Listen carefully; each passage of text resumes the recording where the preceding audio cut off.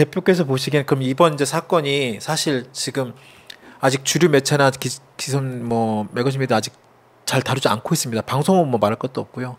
그냥 일부 보수 언론에서는 아까 말씀하신 것처럼 이 취재의 적절성 여부에만 포커싱을 맞춰가지고 계속 좀 그쪽으로 몰아가는 듯한 인상을 갖고 있는데 이미 앞서 저희들이 함정 취재와 관련된 이 부분 정리가 된 것 같고 앞으로 이 사건은 어떻게 전개가 될 것인지 그리고 만약에 정치권이나 그다음에 수사가 이루어져야 이것이 드러나겠지만 이게 수사할 가능성은 크게 높지 않아 보이고 일단은 수사는 될 겁니다. 왜 그러냐면 이렇게 청탁금지법 위반행위 신고는 누구든지 이 법의 위반행위가 발생하였거나 발생하고 있다는 사실을 알게 된 경우에는 고발을 할 수 기관에 신고할 수 있다. 아까 말했던 감사원, 수사기관 등등에.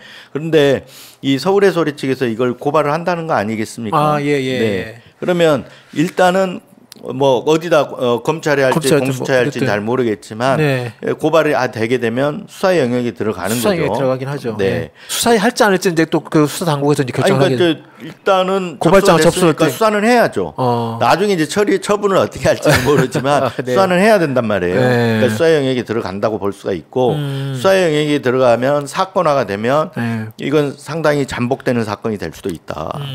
볼 수가 있는 거죠. 그렇죠. 근데 이제 과거에 이런 사건들의 양태가 지금 조용하잖아요. 이 사안이 이슈가 폭발력을 갖고 있을수록 휘발성이 클수록 조용한 거예요. 왜냐하면 거기에서 반응을 하고 뭔가를 대응을 하기 시작하면 이 사안이 더 커지거든요. 대응한 거 특히 대통령실에서 대응을 했다면 메이저 언론들은 지금 안 쓰고 있잖아요. 소위 그 친윤 언론이라고 하는 언론을 플러스 언론사들을 많이 있는데 안 쓰고 있단 말이에요. 그 언론들이 만약에 대통령실에 대응을 하게 되면 그 대응한 것 때문에 기사를 써야죠. 써야 되잖아요. 그때는, 그래서 조용히 있는 거거든요. 곤혹스럽지만 조용히 있는데 이 상황이 얼마나 갈 것이냐 이거는 예측하기는 어렵지만 저는 그렇게 오래 가지는 않을 거라고 봅니다. 왜냐하면 과거에 국정농단 사건 할 때 처음에 저희가 이제 국정농단 사건 박근혜 최순실 국정농단 사건의 핵심 사안은 미르케이 스포츠 재단 그렇죠. 그 재단을 통해서 돈을 받은 거 그렇습니다. 이런 거잖아요. 그 핵심인데 그 사건을 처음 보도했을 때 대통령실을 겨냥하고 박근혜 그때 경제수석 안종범 경제수석 얘기가 나오고 그랬음에도 불구하고 몇 개월 동안 대통령이 반응 한마디 없었거든요. 그때 청와대 대응이 없었죠. 그래서 무대응으로 했죠. 그러니까 다른 언론들은 대응을 안 하니까 이게 아무 별게 아닌 거라고 해서 조용히 있었단 말이에요. 그런 상황하고 비슷하죠. 지금은 알고도 좀 조용히 있는 거고. 그렇지만 그게 결국은 이게 언젠가는 터지잖아요. 불거진단 말이에요. 불거집니다. 이 사안 역시도 저는 나중에 이제 다른 사안하고 엮이면서 불거질 가능성도 있고, 이 사안만으로는 잠복할 수 있다고 봐요 저는. 하지만 나중에 김건희 특검법이 이제 일단 통과가 될지 아닐 거부권 행사가 될지는 모르겠지만, 김건희 특검법 문제라든가 이런 다른 어떤 사안과 얽혀 들어가면서 다시 불거질 수 있다 이렇게 보고 있습니다. 그렇군요. 이게 지금 당장은 조용할 수 있어요. 그렇습니다.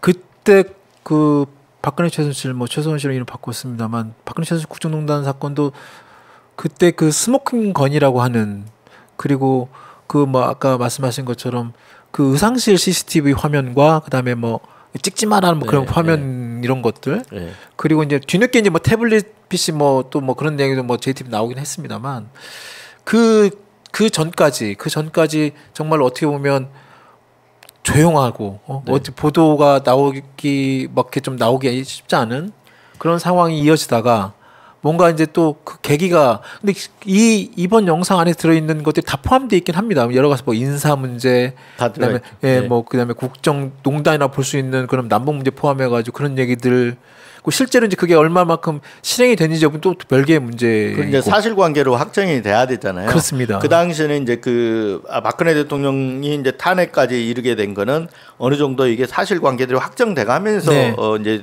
탄핵 재판이 이루어진 거잖아요. 그렇습니다. 이 사안도 그래서 이제 수사가 지금 되는 걸 지켜봐야 되겠지만 이런 부분들이 사실관계 이게 정황만 있는 건지 아니면 진짜 개입이 된 건지 이런 부분들은 따져서 네. 사실관계를 확정 짓게 되면 예를 들면 실제 인사 개입이 됐다. 네. 그리고 어떤 남북 관계도 무슨 영향을 미친 흔적이 있다. 네. 등가 이런 게 나오면 사실 국정농단의 한 행태죠. 그렇죠. 네. 그게 이게 탄핵 사유는 된다고 봐요. 탄핵까지 이르게 될지는 모르지만 네. 네. 이제 이런 실제가 그렇다면 그런 거니까 이런 사실관계들을 확정할 필요가 있다라고 하는 거죠.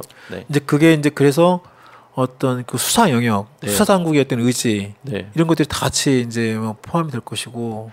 그게 이제 뭐 서울시 쪽에서 이제 이것을 아까 말씀하신 것처럼 고발이 이루어지면 그게 이제 수사 영역으로 들어가서 수사기관에서 일정 부분 고발장 접수 이후에 이제 이제 시작이 될 텐데 그게 이제 얼마만큼 실체적 진실에 부합하는 내용들이 나올 것이냐 이건 또 다른 또 그렇죠. 여러 가지 이제 또 예를 수사기관이 제대로 하지 않으면 네. 또 다른 특검을 할 수 있는 거고요. 예, 그렇습니다. 네, 그렇죠. 예. 그리고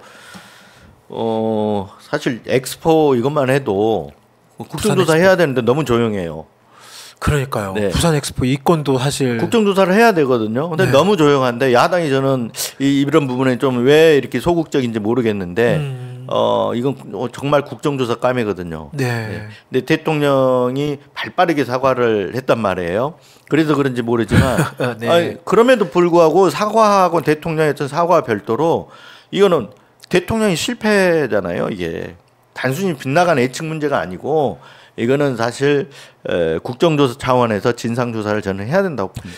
이게 예산이 거의 6천억에 가까운 돈이 지금 이게 들어갔지 않습니까? 1년 6개월 동안. 이건 뭐 전 정부 탓이라고 뭐 또 일부에서 뭐 얘기도 합니다만 전 정부 탓하기에는 이미 시간이 너무 오랫동안에 1년 6개월 시간이 길고. 그렇죠. 그리고 이 정부가 들어와가지고 부산의 엑스포 유치를 국정과제로 올렸지 않습니까? 맞습니다. 네, 국정과제. 그러면 근데 국정과제로 올려놓고 뒤늦게 와가지고 안 되니까 뭐 준비 스타트가 늦었느냐 하는지 이거는 정말 말도 안 되는 변명이죠. 그렇습니다. 그러니까 국정조사 일부에서 뭐 이렇게 얘기 나오고 있습니다만 이게 아직 그게 크게 이제 이 엑스포 이 유치 실패에 대한 어떤 부분까지 이제 더 나가지 않는 것 같은데 우리 대표님 말씀하신 이 엑스포 유치 실패에 들어간 여러 가지 그 민관 원팀 해가지고 들어간 여러 가지 국력 그리고 그 외교력 정보력 이 전천반적 이 시스템 이번에 그 박진 외교부 장관 그 국회에서 나온 그 발언 내용들 보면 아직도 좀 여전히 뭐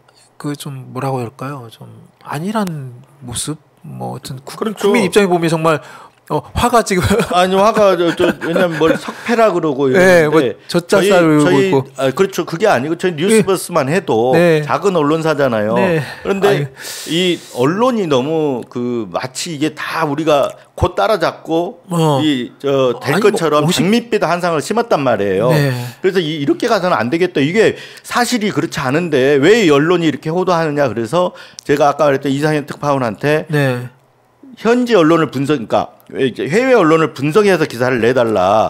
라고 한 게 122대 그렇죠. 사흘 전에 기사가 나왔었죠. 알아보니까 나라 이름도 다 나왔잖아요. 예, 거기서 122개국이 이미 사우디 공식 지지를 한다고 선언한 거예요. 예. 그래서 기사도 그렇게 썼어요. 사흘 전에. 네네. 그런데도 불구하고 하루 전까지도 마치 이게 대역전을 할 수 있는 것처럼 그렇습니다. 언론들이 이렇게 많이 했는데 네. 호도해 왔는데 그 호도가 그러면 그 대통령 주변에 있는 분들이 다 그렇게 생각했겠냐? 저는 아니라고 보거든요. 그러니까 보고 어디서부턴가 이게 잘못 올라간 거죠. 네. 대통령 눈치를 봤다든지 대통령 비위를 맞췄다든지 뭐 해서 올라가서 이 보고서가 왜곡되고 그래서 지금 이런 문제가 생긴 거 아닙니까?